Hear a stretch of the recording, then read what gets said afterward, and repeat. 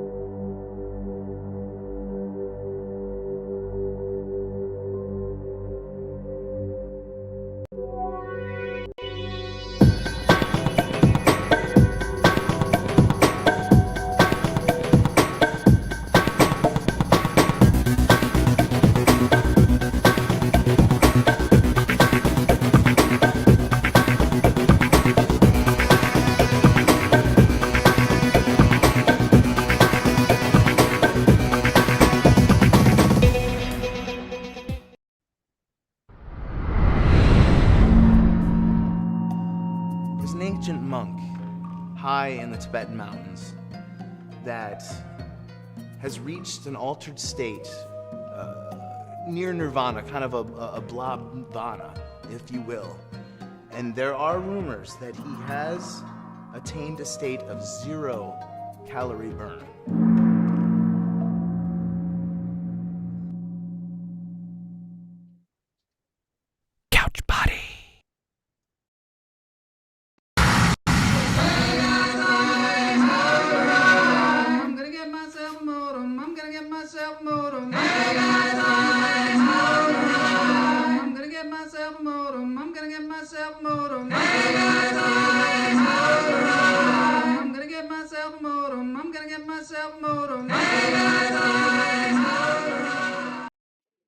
Hello and welcome to Lunch Therapy. I'm your host, Joel Marshall. This is Interview Friday, July 3rd, 2026. About to go into the holiday weekend with the 250th anniversary of the United States. And I have got a great guest today. I want to say thank you to all the Patreons out there. My guest today is Tyler Strunk. We're going to talk about the afterlife. We're going to talk about live streaming.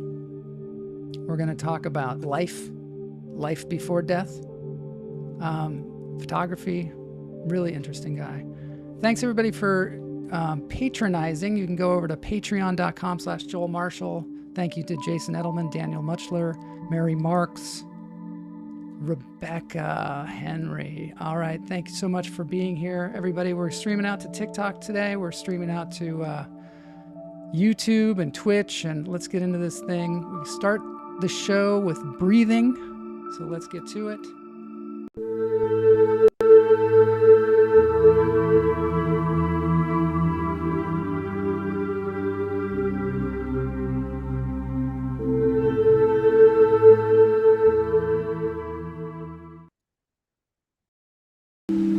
Okay, so at the beginning of every show we breathe before we bring the guest on because it relaxes your nervous system.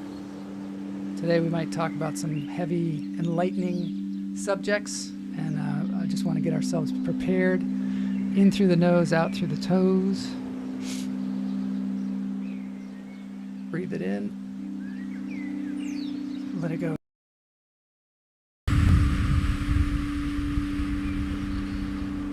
Thanks, Alice in Wonderland, for being here. Great to see you.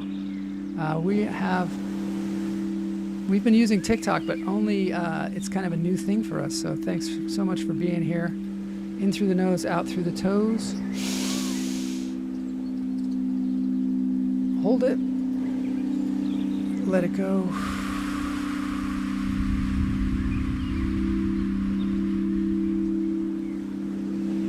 One more time. In through the nose, out through the toes.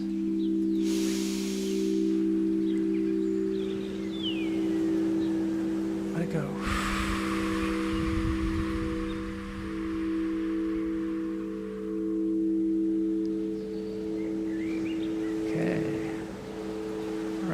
getting ready here. Okay, so my guest, Tyler Strunk, today. He is a photographer who followed a question most of us try not to think about, or some of us think about it a lot. What happens when we die? This turned into a whole creative life. Tyler Strunk runs Strunk Photography out of Topeka, Kansas, but with a background spanning commercial, editorial, and magazine work. And after years spent researching near-death experiences, he wrote a children's book called The Light You Are, which is available. There's a link in the show notes to this great book. It's walking young readers through where we come from, why we're here, and what comes after. He says in the book that it's something he wishes he had when he was a kid. Me too. I agree, because when you're a little kid, there's so many questions and nobody has any answers to these kind of questions. That book led him to the microphone. He now hosts the Did You Die podcast, which he calls a space for souls to speak. Real conversations about near-death experiences, out-of-body journeys, spiritual awakenings with no judgment attached. Today we get into the photography that started it all and what pulled him towards these big questions and what he's learned listening to the stories people carry. So that's going to be super cool. Let's see who's here. Hoy, Kamala Lopez is here. Neil Phillip. Did You Die podcast. I want to get the TikTok people on, but anyway, thanks Alice in Wonderland for being here. Let's get into this interview. There's a clip at the beginning I want to show you that just shows you the power of this live stream of his.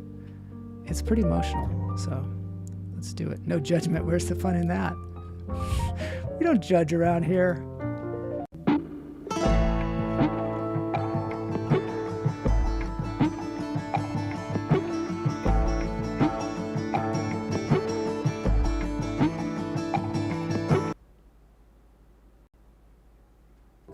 Listening, and I'm always here. I wake up in the middle of the night, can't sleep, obviously, but I want to tell you this before you tell me. I want to tell you that I love you. I love you, and that's from my heart and my soul. I love you. Never met you in person, but I listen to you and I follow you, and I feel like I know you because all these nights that we've shared. Thank you. I want to say thank you from the bottom of my very grateful heart. You're making a difference. You're making a difference. You're making a difference, friend. And I love you. And my last words on this, my last thoughts about forgive yourselves, whatever you've done wrong in life.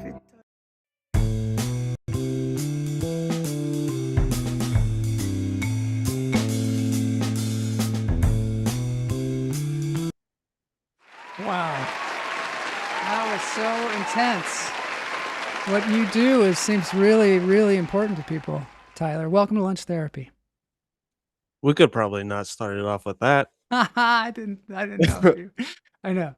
Listen, I tear up every time I watch it. Yeah. It's hard for me to watch because I don't know. It's hard.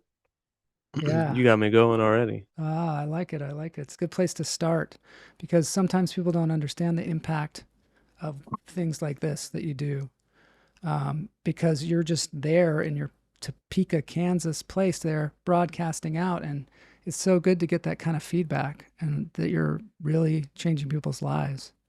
Can you tell us a little bit about, you say in the book about this book here, that you wish you had this when you were a kid. Have you always had strong questions about what happens after death? I think everybody does. I grew up Lutheran, not by choice, but I had been going to church until I was old enough to not go. So it never really sat with me, but I think that question lingers for everybody is what happens when you die? And I think that's everybody's question. Of course uh everybody thinks about it. But Yeah. for me, I didn't have a I guess you could call the Bible a book, but I would it doesn't sit right with a lot of kids. Or not that it doesn't sit right. It's hard to understand as a child. Hmm. And so that stuff just didn't click for me. Yeah. I know when I was a child, I would lie in bed at night thinking about, because there was that prayer, if I should die before I wake, I pray my soul, pray the Lord my soul to take. You're all of a sudden like, what? You mean I could die tonight? What? And so I really fixated on that to the point where I told myself that if I was expecting it, then it probably wasn't going to happen because I'm expecting it. So every night I would think of a different way to die. And I did this for years, every night. And it became more and more, ridiculous, like saran wrap death or whatever. So I think it is something in the middle of the night that really disturbs people sometimes. So having a live streaming podcast that talks about it, that's probably why you hit that zone. Did you have you been a podcaster for long, or how did that come about? You were a photographer first, right? Of course. No, yeah, podcasting started roughly probably maybe 1 year ago to the dot, maybe. Really? Um, for live streaming though, that started on the 20th of this month, so we'll be coming up on 1 year, but I started doing podcasting, I don't know, a couple of weeks before that. What made you go to the live stream and why TikTok? So TikTok pushes you out to random people, first of all, and that's kind of where live streams were at the time. I saw someone else doing it also, who was kind of fresh to it, who was literally only a month in, uh, talking about the afterlife and talking to near death experiencers. And that person was, like I said, had only been in the realm of things for a month or so. And so he was still asking questions, and I had been in it for a couple of years, and I was like, I need to let let me go do this. This seems like a great idea. Yeah. Um, and for me, doing it on TikTok and live streaming, it we're able to pull up people who are not trying to sell a book, who are not trying to sell a platform or a service. And I think for a skeptic's mind is who you really want to uh, connect with. Those are the things that people go into. Well, this person's trying to sell a book or their service or whatever. Yeah. And so by finding ordinary people with extraordinary experiences, it eliminates that skepticism, right? And some of these people have never shared with anybody, and so they come on here when they feel comfortable, Mhm. and share for the first time and find comfort in a community to do it with. And they also, um, some of these people have never heard of a near death experience. And so Yeah. they get to find their community of other people, uh, and hang out and chat with them in the live. You could do that on YouTube in the comment section, but it's just not the same. It's live interaction. Yeah. Did you? And Yeah. you never know what's coming up next. Like Yeah. that's that addictive part of the show that we were talking about at the beginning is you never know who's going to come up with just a beautiful story or a crazy story. Did you have preconceived notions? Like, okay, the big question for me is, did you ever have a near death experience? No. Yeah. Sorry to disappoint No, people I didn't think always. you did, but that it's interesting that you got into this without that near death experience. And did you have a preconceived notion about what you were going to hear on this podcast and also on the live stream? Did you have something going in that you thought happens after you die, or were you just like, I don't know what happens? And then how has that changed over this last year? Of course. So the reason the podcast came about is because that's what I found when I was a, say, skeptic or an atheist or a non-believer, or I thought that there was no proof out there. Mhm. But that's literally what I came across, and um, so of course I knew, a couple of years worth of listening to these stories every day, going into this. Of course I knew, um, and that was the purpose of creating this platform. A lot of people will change their life through many avenues, and they will often share those avenues with everybody else because that's what worked for them.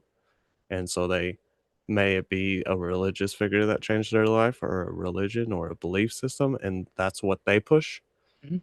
And it's the same thing for me. I found something that completely flip-flopped my mind and my life. And so that's what, if I can do it this way, then I'll be the platform to help you do it that way also, because it worked for me. Doesn't work for everybody, but You wrote this book before you started doing the live stream, right? yes, that So came out how did you find this philosophy 2 months. yourself? What do you mean? How did you Through find this philosophy that you are um, a light that comes into the world? through Yeah. through near death experiences. If I mean you listen to, look, if you sit in a room and listen to uh, a different near death experience and you just consume it all day long, you will come to understanding that you are nothing but energy in your purest form Yeah. based on these people's experiences. And so, like I said, that's what they all say. That's what They they all all say it experience. really So does come together, doesn't it? I want to there's a play. structure here. Yeah, there seems to be a structure. I want to play this clip where this guy is talking about his near-death experience. It's a little long, but it's just so powerful. Let's just get into this. And I had this like understanding that I was talking to God, not my grandmother. And I think that God did that, and he kind of laughed about it because he knew that I wouldn't accept heaven if I hadn't seen the person I loved the most greeting me. So he wanted me to feel safe. And he knew that I would figure it out because he said I'm smart. And I get a little bit emotional about this because it radically changed my worldview after that. I said, so why am I here? And he said, so you'd know and you don't have to doubt. And then I said, well, what happens if I go back? Because I have things that I wanted to do. I mean, I'm young. I'm 25. I had a whole life ahead of me. And I always thought if there was a God, I would want to be in that end of the world war as like one of those angels in the battle for end times. And I would just kick ass. I'd be on the good side. That's what I was thinking in my head. And this thing understood it and was laughing about it, giggling about it to me and saying, yeah, that's why you're here. I'm sending you back. You signed up and now I'm going to give you your charge, your purpose. And I said, well, what if I go back? What's the risk? What if I stay here with you? This feels great. I don't want to go back. And he says, well, you're going back. And when he did that, he pushed my face away from that beautiful, extraordinary light, which I can't even really put into words other than to describe it in a kind of derogatory way, which is the worst way to do it, but there's no other way I can explain it. It was like when I was looking at that light, it was like 1,000 orgasms going off in me. It was like even right now, because I can remember it. I know that feeling. I know that feeling of like all-consuming goodness that I saw. That kind of perfection of it drew me in just by looking at it. I just wanted to be with it and never wanted to come back to this place. I can tell you that much. So I I said, what happens if I decide to go back? And he forced his vision away from that to what I would call hell. And it wasn't what I expected. It wasn't fire and brimstone. It was literally, have you ever been to like a mine where they turn out the lights and they show you what absolute darkness looks like? Yeah, it was like that. I felt like a disembodied voice, like a disembodied mind. And it said, you would be there if you fail for eternity without sleep. It's the scary part. Far from me. So now that I know what that is, I can't deny it. And I don't want to be in that darkness. So the next thing that came through was tons of light, and that was the gosh darn thing above my head on an operating table, in the ER. And that's all I remember. That's as much as I can remember. I was studied in the Be Aware program as one of 5 people that had physical evidence that I existed outside of my body, where there was no signs of life.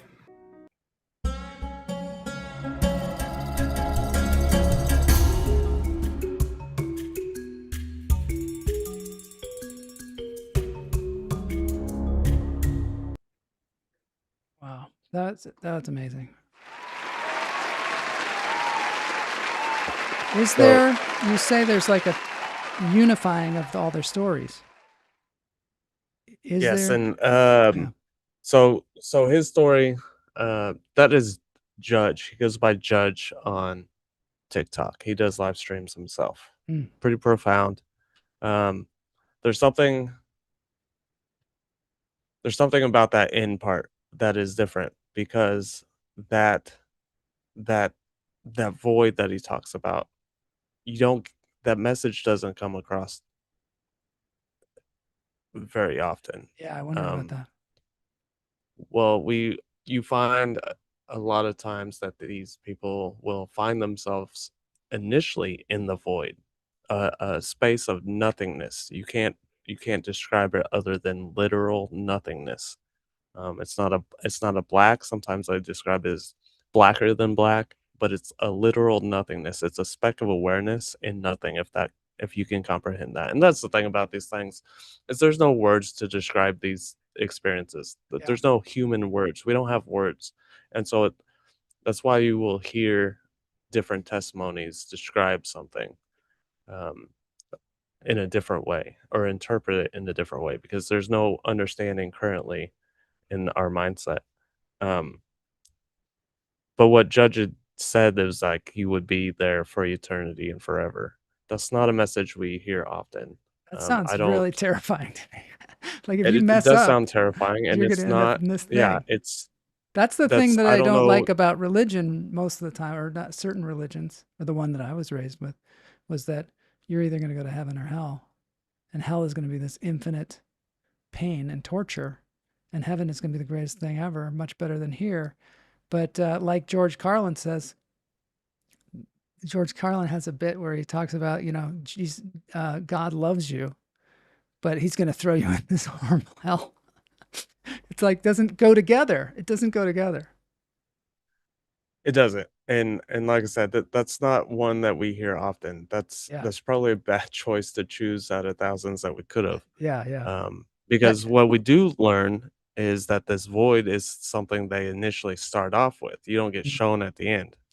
Someone might have a heart attack or a car wreck, and then they find themselves in this void, and they might feel like they're there for eternity until they eventually see a.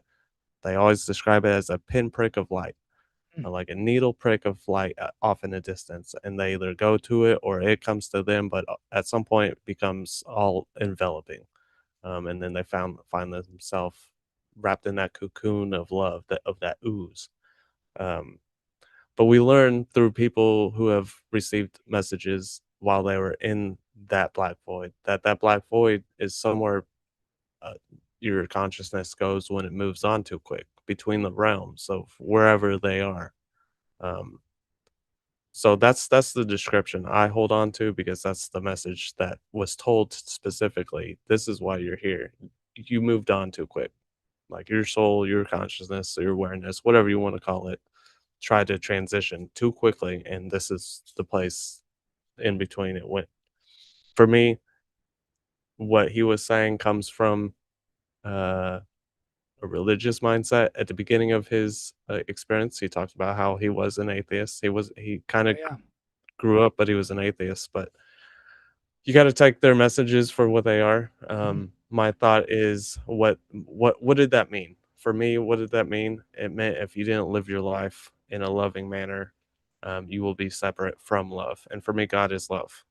And so if you are separate from love, then you are fear, I suppose. That is hell. For me, that is hell. Heaven and hell are states of consciousness. And so when you don't live in that type of way, you may experience a hellish experience or a distressing. I like to use distressing because I don't like labels. Um, Do you think the opposite of and love is so fear? like 100%, Mhm. 100%. I think energy is energy and energy is on a spectrum or a frequency. And when you the highest frequency or the highest energy is love and the lowest is fear. You can get so many things from fear, whether it's hate, jealousy, resentment. It's all fear, and then Mhm. everything else is love. Mhm. That is really fascinating. Now, so some people talk about having they go to this other side and they see people that they knew in life or they see a spiritual guide. Is that the experience that you have from listening to all these people? For sure. They Not everybody sees somebody or something, but it's it's either a past loved one, it's a religious figure, or it's an entity that they feel familiar with, but they can't put their finger on. Like I've known them forever. Like this is home, and I've known you for eons, but I can't remember who it is. Um, so yeah, there's someone there to greet them. Do they have a Um, physical form usually? they usually have they're either beings of light or Mhm. they manifest into the almost the healthiest version of the person that they were in your life. So grandma will look 25-ish or something, 35, but she'll be at her peak Yeah. Wow. So, back when grandma was slaying away. yeah. So did they ever so people come back.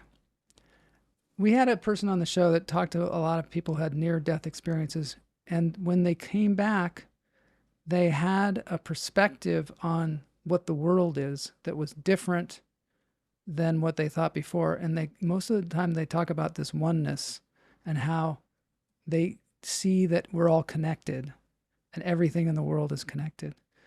Have you talked to anybody that had an experience like that?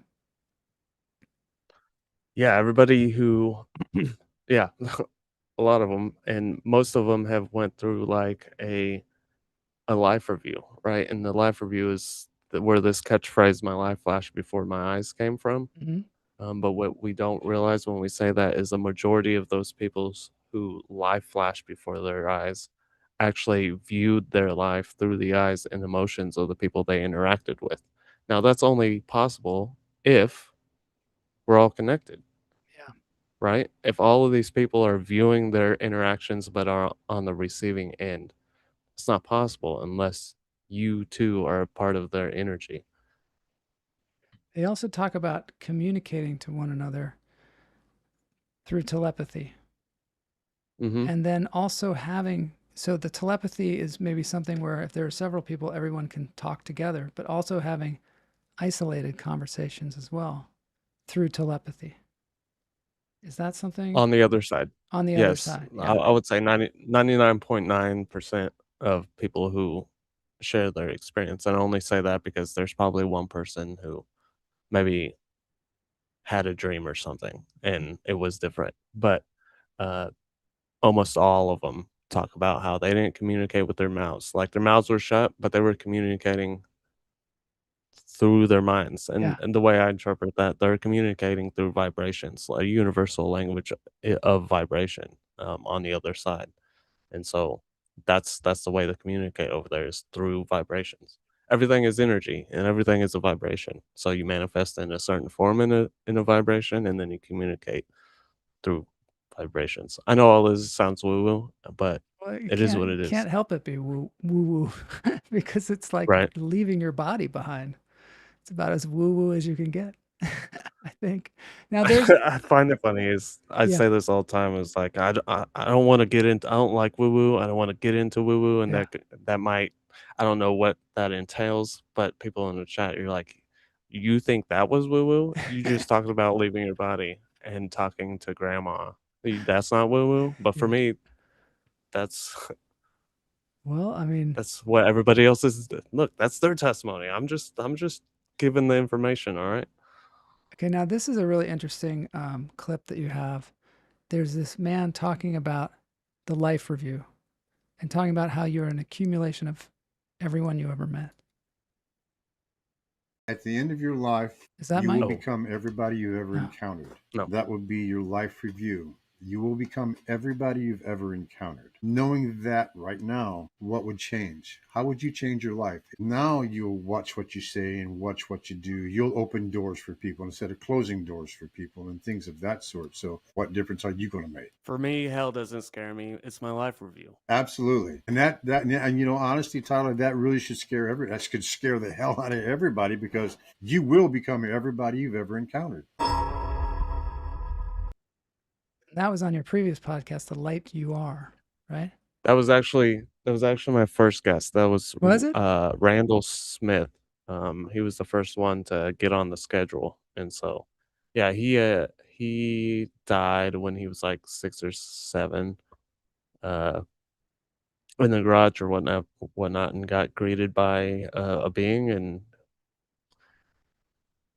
went into this realm. He saw like the book of life, which and then he saw like a well full of like glitter stuff, and he washed his hands in it. And he goes on to talk about having abilities to heal people, like Reiki stuff. Oh, wow. Now, when you talk about woo woo and how you don't want to be woo woo, what are you like? Like, what was your life like before? So you're a photographer. Tell us a little bit about the way you were when you were like a teenager, and were you into spiritualism at all? Did you Absolutely not. did you grow up in No, it Topeka, never. Kansas? I did. I've never left. Yeah, It's hometown. yeah. No, this stuff was just it was woo woo to me. It's not something I paid attention to. I It's never so even interesting that paid you no found mind to it. yourself here. What was it in your life Well, that changed or that turned you in this direction? it was a near death experience. That's all it took was fine. So Tell me. years prior, I came across a book called Heaven is for Real, Hmm. by Colton Burpo. He was like probably 6 and had appendicitis. It burst. It eventually died on the operating table. He eventually went to, you can say, heaven. He encountered well, initially he left his body, and he came across his dad praying in one room and his mom doing something else in another room, and then he came and had an encounter with Jesus, talked about going to school in heaven, and then it came back, and eventually over time he told his parents, and I thought it was fascinating, and I read that book, but once I got into the book, I realized his dad was a pastor. And I was like, "Well, that was a cool story, but that explains it." Like, that's why he went to heaven, that's why he saw Jesus, that's Yeah, why all of yeah, these yeah. things. It didn't explain the out of body experience, Hmm. but it did allow me to write it off. And then years later, I came across a YouTube video of somebody else's near-death experience. I don't know whose it was, and, I was like, "Wow, that's what he's saying, first of all, is impossible." Hmm. And it kinda lines with what I remember from that book. And then from there, it was another one and another one and another one, and then at some point I was like, they're all saying the same thing in the same tiny details with the real emotion. Yeah. Um, like there's something here, and then I started. The more and more you listen to, you start to form a structure. Each one is a puzzle piece that fits nicely together, Hmm. and once you start putting those puzzle pieces together, it forms an image, and that's what was happening, and that's how that came about, was just that the little Like hit. the little puzzle piece way a couple of years prior that I don't know why or how I picked up that book. I'm not a reader.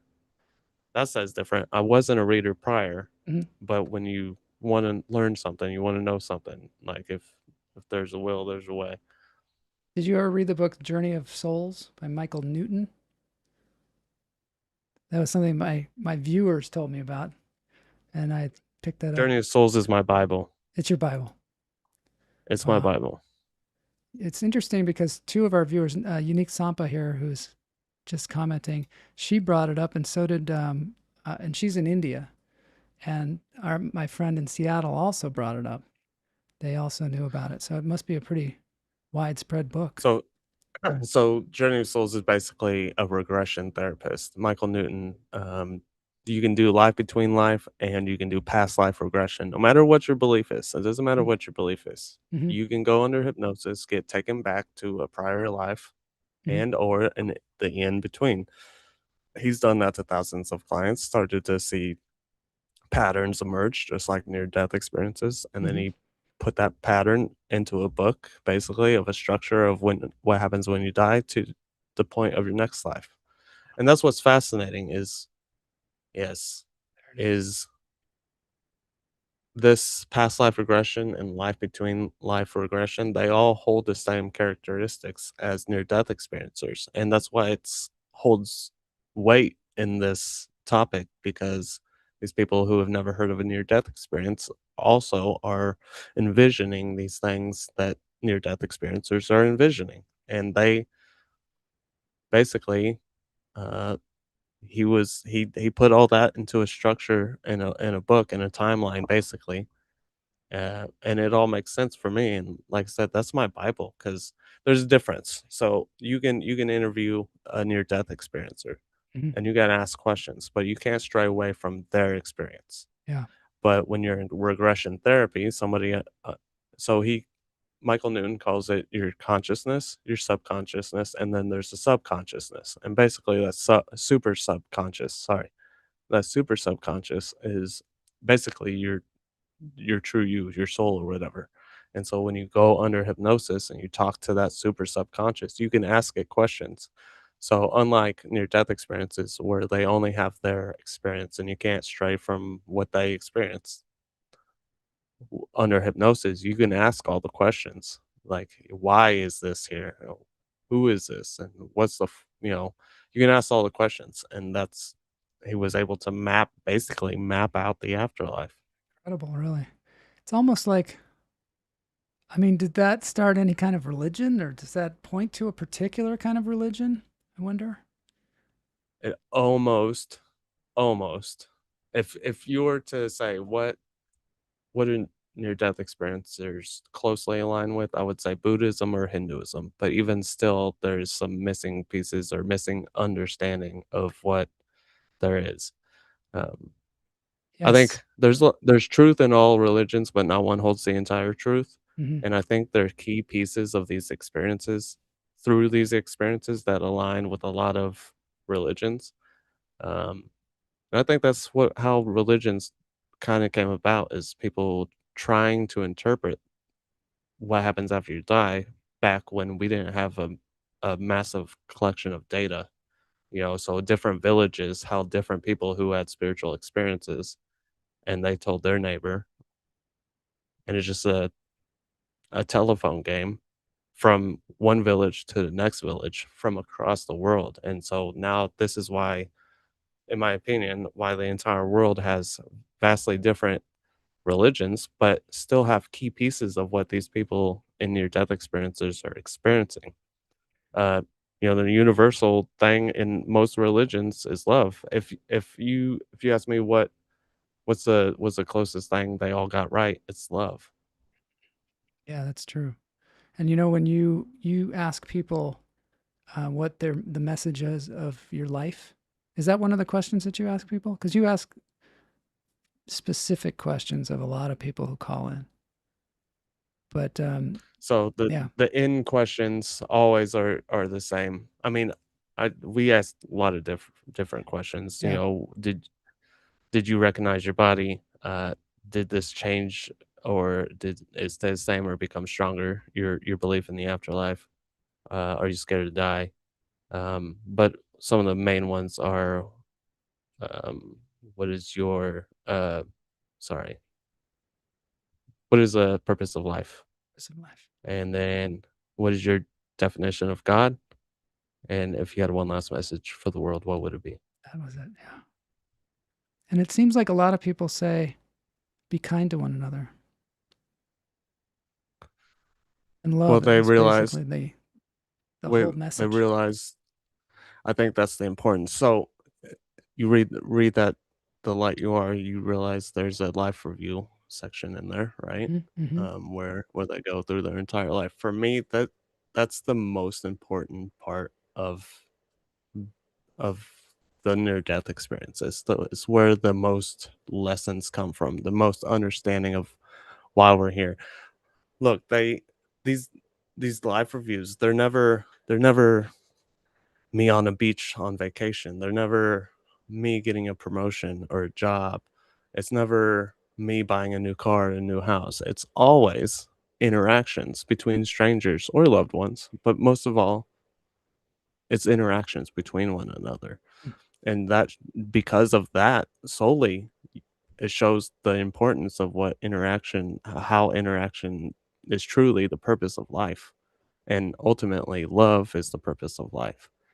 Um, because you get to feel if you affected not only the person that you're interacting with, but the people that those people interact with, and not even that person, but even the next people. So, you're going to get off this life and go interact with somebody. You're going to take this energy and give it to them. And they might even go, or not might, they will take that energy that you gave them, that I gave you, and give it to the next person. And so in these life reviews, people are feeling this and understanding. And you don't have to be spiritual to believe this. It's science. Energy doesn't die and it transfers through people. And you get to see that and feel that. You get to feel your actions. You get to ride that energy ripple literally and feel it. And so because of that, in these life reviews, they realize that like that seems to be the most important thing is it's our interactions with people. Oh, interesting, because that also is what you're doing with the live stream, and why we showed that emotional message at the beginning is that you're interacting with people primarily. Is that why you think live streaming is kind of the future of where we're going with this kind of technology that we have? I suppose. I think live streaming, people want real interaction. People don't want the fake scripted content anymore. AI can write. People are trying to not hang out with AI anymore, right? And they Mm-hmm. can write. It can write a script for you, so it's not authentic. Mm-hmm. And people want authenticity, Human connection. and they want live interaction and connection. And so I think live streaming is the best way to get that currently. Because right now everything seems to be scripted or fake, or you just don't know what's real anymore. And what's real is live interaction between one another. Mm-hmm. Do you, so how do you, so I want to talk to you a little bit about the logistics of TikTok. Do you think that's the primary platform to be doing live streams, and what's beneficial about TikTok for that? So I think the two main live streaming platforms, originally it was Twitch, but I see a lot of people going to TikTok and Twitch. Twitch for live streaming. A lot of people game, and Yeah. so if that's your thing, probably Twitch is your best bet. But for just connecting with random people or connecting with the world, TikTok seems to be the place to go because TikTok will push you out to the For You page. There's not, to my knowledge, I could be wrong. Mm-hmm. To my knowledge, like Twitch doesn't have a place where you can just scroll. I'm probably wrong, but they don't push you out like TikTok pushes you out to random people and puts you in algorithms. And like TikTok for me is the place and way to go for anybody. Like if you, I've talked to Mama J. Shout out to Mama J Yeah. for Shout out to Mama J. I forgot to connecting. say that she connected us here, which is really great. For sure. I reached out to her and Mm-hmm. was like, because she was trying to figure out doing Facebook, and I reached out to her and I was like, "Look, I'm gonna be honest, I think TikTok is the way." That's always my answer for anybody. It's Mhm. like, if you enjoy something, record it. And if you enjoy something, maybe you go live and do it, and you'll find people who enjoy that, and you'll find your community or whatever. And you might be able to make a buck or two. I was talking to Mama J. She was trying to monetize, and she wasn't having success on Facebook. Mhm. I was like, if you listen, I guarantee you go to TikTok live and you start talking about your reality show and your games that you're doing or the things that you deal with or just do comedic stuff. I guarantee you make more than you made in 4 years in one live stream, you know, than on Facebook. And so that's my answer to anybody who's trying to, yep, I guess, put themselves out there or enjoy what they do or monetize what they're doing is TikTok gives you space and the algorithmic push to the people who resonates with you. Do you think that it's because it's live streaming is kind of new on TikTok? That I'm not maybe sure eventually because it'll I get don't I, worse, like, like some of the other ones? I don't know. I don't know how new or how popular it was or is now Mhm. compared to the past Yeah. because I'm new to it. Yeah. The moment I realized I could go live on TikTok and bring people up, Mhm. I did it immediately. But I didn't know that was a thing. So Yeah. I mean, it used to I be, I was on it. think I you was had not to be educated. like have so many followers or something like that to go live. Do you find that going from the phone is better or from your computer? Uh, Recently we've been going from the phone. Because we would be if I went I thought, look, I got a good camera, got a good camera, computer. We have graphics on there. We make it interactive, but it was only pushing me out so many people, Mhm. right? We'd have like 30 to 50 people in the chat. Yeah. But it seems the moment I stepped away from the computer and got my phone out Mhm. and did it from the phone, going live on TikTok still, um, it pushed me out to 150 people, Mm. and then eventually it pushed me out to 250 people. And so, I have a theory that's because TikTok wants you to do it from your phone so you can show everybody else in the world that, look, you don't need all of this. You've got a phone. How about you do it too? Mm. And do you ever get we did we do when we do live streaming, we started to have people come in to our show and talk. And immediately we got some kids who were super racist came in and told terrible jokes, and we were like, we're never going to do it again. How do you screen your guests, or how do you get them to be, quality We have, guests? well, I don't, we don't You don't. screen them. Yeah. We pull them up, but my finger and the moderators are all aware. We have a great group of moderators. Some of them are probably in here. Wow. Um, they're ready and they keep the chat safe while I Oh, really? talk to these people and I also, if you look sketchy, if you don't if because most people who do that don't have a large following. They've already been kicked off of TikTok, so they only have 10 followers or 50 followers, and if I Hmm. see that, um, my finger is on the disconnect button and waiting to see if you're legit or not. And it, there's some vulgar language. I had somebody a couple days ago do it, Really? but my finger was literally on the disconnect button, ready. You can't hide. You don't have a profile. You only have a certain amount of followers and or zero, Hmm. and you're not slick. But somebody with 1.5 thousand followers comes on or 800 followers, they're legit. They've been here. Yeah. They haven't been kicked off of TikTok, whatever. I see. Yeah, I'm just brand new to this, so I have this interface on my computer where I see Alice in Wonderland and Melissa and um, Jainer Montenegro. I see some people there, but I need to learn more about how to interact with them. It's exciting. I find this Alice, stuff so Alice exciting. in Yeah. Wonderland, Alice in Wonderland, Jazzy J is here, Roddy is here. They're all normals, not normals. They're all regulars. Oh, yeah. Definitely not normal. So They're all regulars in the chat. Shout out so Roddy. I cool. love you, dude. Hey guys. Roddy recently had a medical episode and fell and broke his leg. And I don't know if he's out of a hospital yet, but he himself had a he saw the light Really? a couple weeks ago. Yeah, Wow.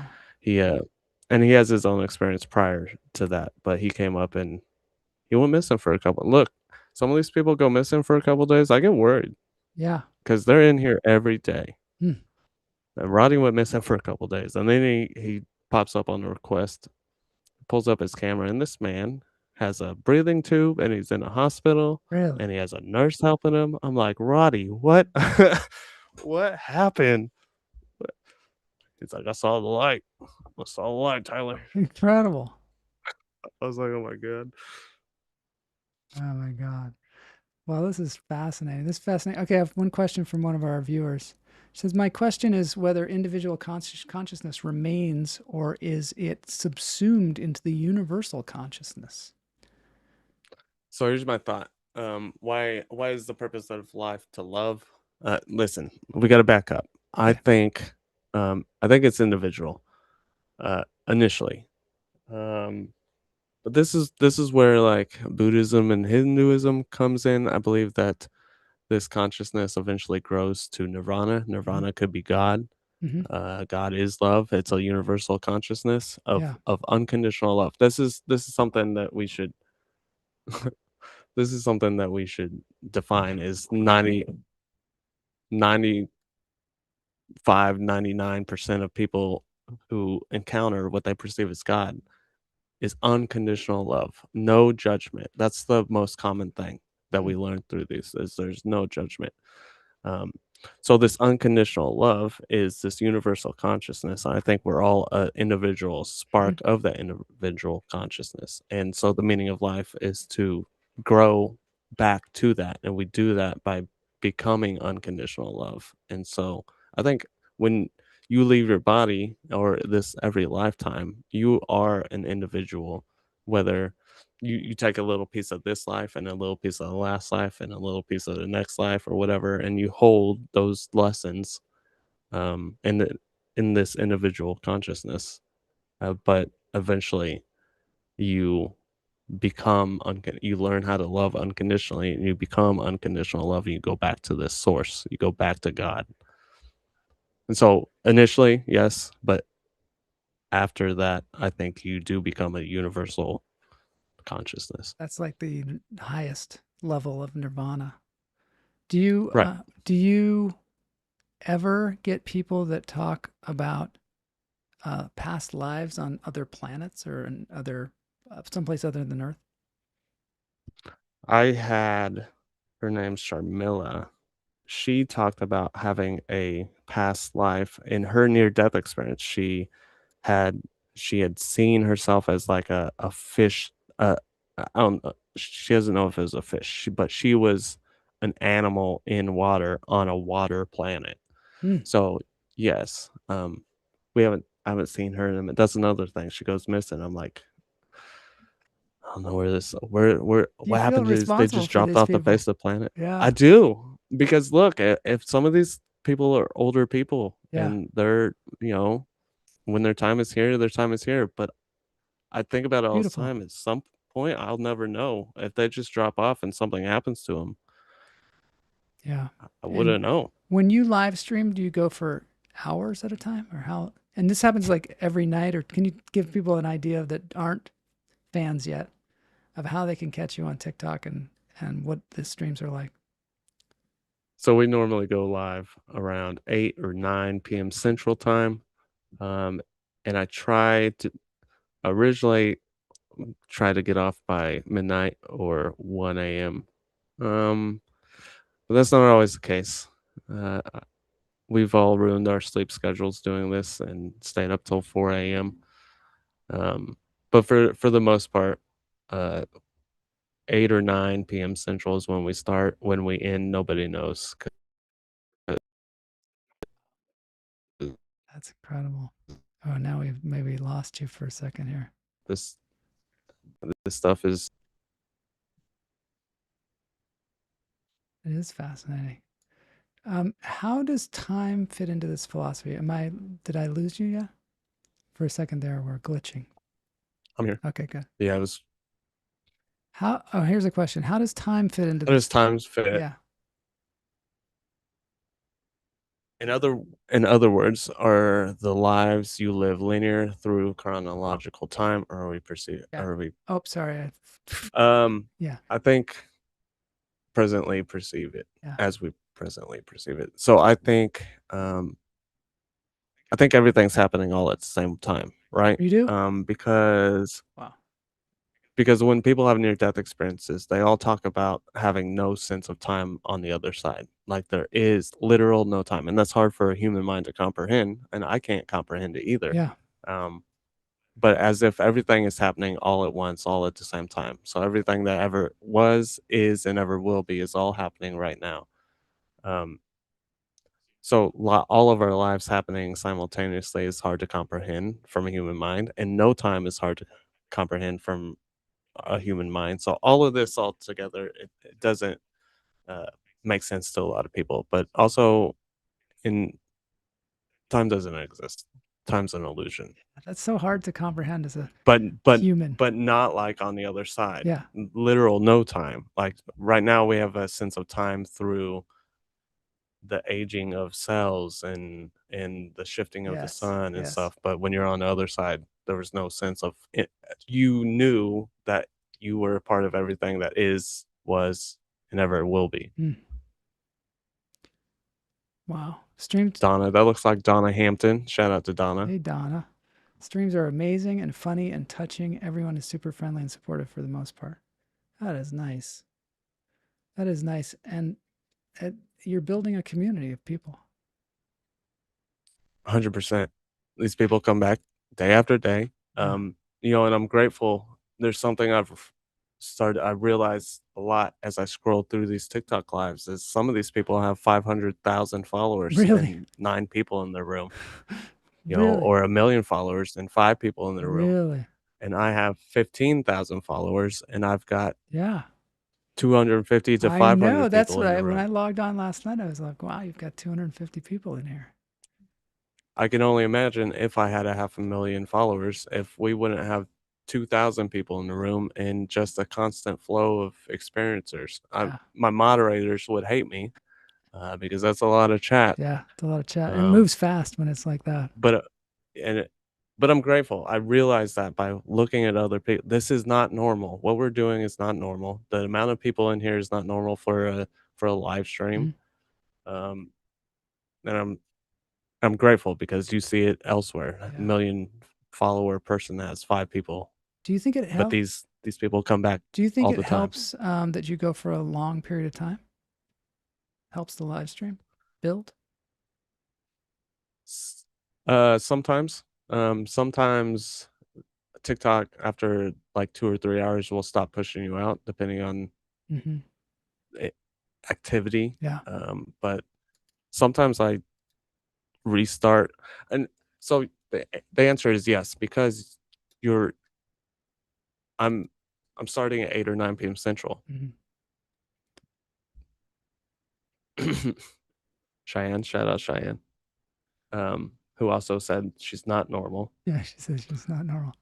I've been trying to get the Um, TikTok comments on here, but I can't work it out.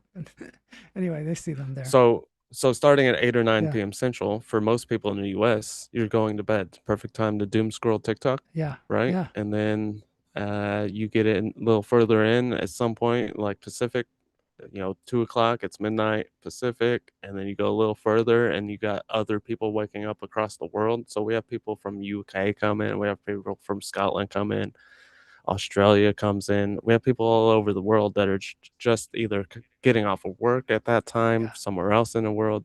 So yes, it does help to go longer because you're reaching a bigger part of the world. And that's the best thing about TikTok is it's not just pushing you out to the US, it's pushing you out everywhere. That's the thing that I find so great about YouTube and TikTok and all these different platforms is you're going everywhere. And it's sort of, I mean, obviously there's algorithms and all that stuff to deal with, but you kind of have it's kind of a level playing field in a certain respect. And it's great to connect with people from around the world. Like we have Unique Sampa here from India, And it's just great to hear those other perspectives on what's going on. Well, we're at the end of I only do an hour. So we're at the end of it, unfortunately. But this has been super amazing and enlightening. Tyler, it's a great work that you're doing. I appreciate the invite. Yeah, and I want to thank Mama J too for hooking us up here, because this is really great. I guess, people just go to Did You Die podcast or Did You Die on TikTok. And do you still do the podcast as well? Or you have a guest? So I do. I've been doing this as if I get a really profound experience, I will ask them to do it on the podcast with me. So yeah, and I'll go live on there. So I haven't done one of those edited podcasts in a while, but I have 3 or 4 newer podcasts in the live section of YouTube. Oh, wow. Okay. And then also the book, which is great. The Light You Are. There's a link in the show notes. You can find on Amazon. Find that on Amazon. That link is on Amazon in the show notes. And at the end of the show, we do a little dance break here. I'm going to play a little uplifting music. And thanks so much, Tyler, for being on the show. Everybody like and subscribe and follow. Thank you, Joel.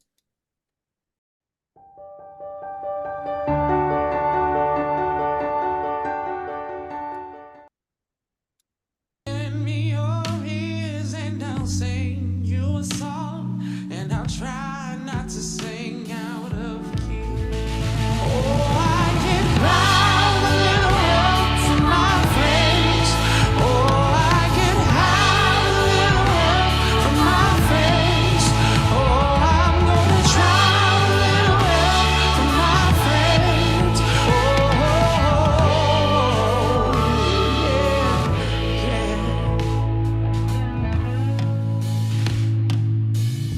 What do I do when my love is away? Does it worry you to be alone? How do I feel at the end of the day? You say because you're on your own. Oh, I can buy a little help from my friends. Oh, I can have a little help from my friends. Oh, I'm gonna try a little help from my friends.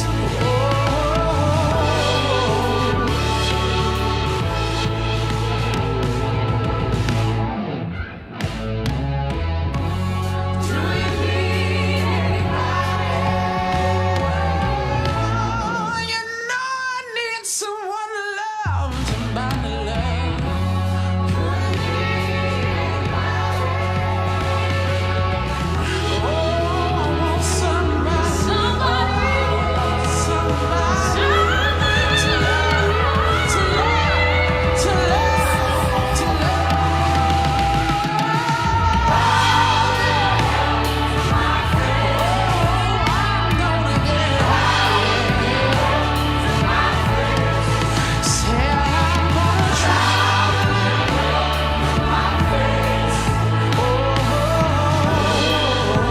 All right, everybody, this has been Lunch Therapy.